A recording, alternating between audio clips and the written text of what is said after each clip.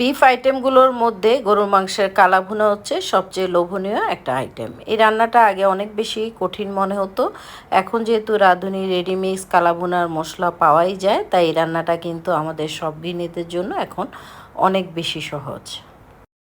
আসসালামু আলাইকুম সবাইকে, আশা করি সবাই ভালো আছেন। আরেকটা নতুন ভিডিও দেখার জন্য আপনাদের সবাইকে আমার পেজে স্বাগতম। আজ আপনাদের জন্য নিয়ে আসলাম গরুর কালা ভুনার রেসিপি।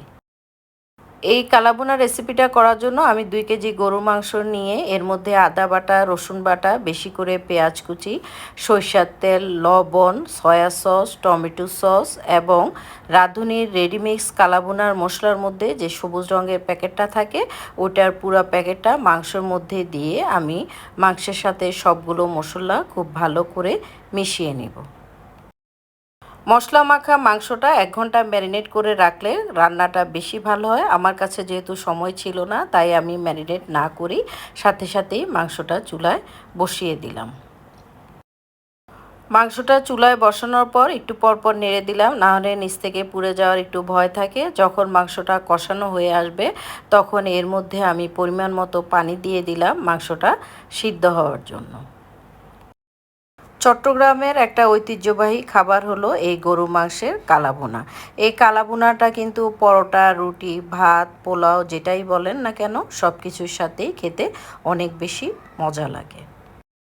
মাংসটা যখন পুরাপুরি সিদ্ধ হয়ে আসবে তখন আমি রাঁধুনির রেডিমিক্স মশলার প্যাকেটে আরেকটা যে মশলা থাকে সেটা মাংসের মধ্যে দিয়ে মাংসটাকে আরও অল্প কিছুক্ষণ জোশ করে নিব।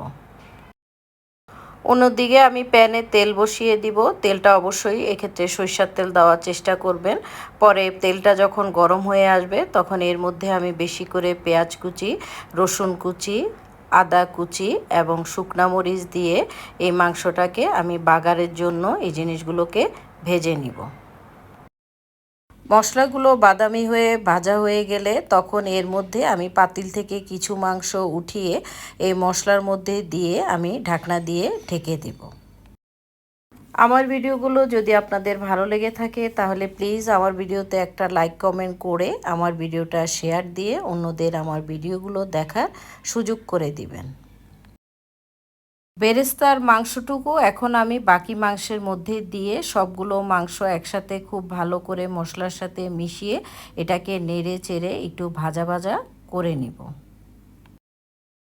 এই কাজটা একটু সময় নিয়ে করতে হবে। এই মাংসটা যত বেশি ভাজা ভাজা হবে এটা খেতে কিন্তু তত বেশি ভালো লাগবে। এরই মধ্যে হয়ে গেল অসম্ভব মজাদার স্বাদের কালাভুনা। এতক্ষণ সাথে থাকার জন্য আপনাদের সবাইকে ধন্যবাদ।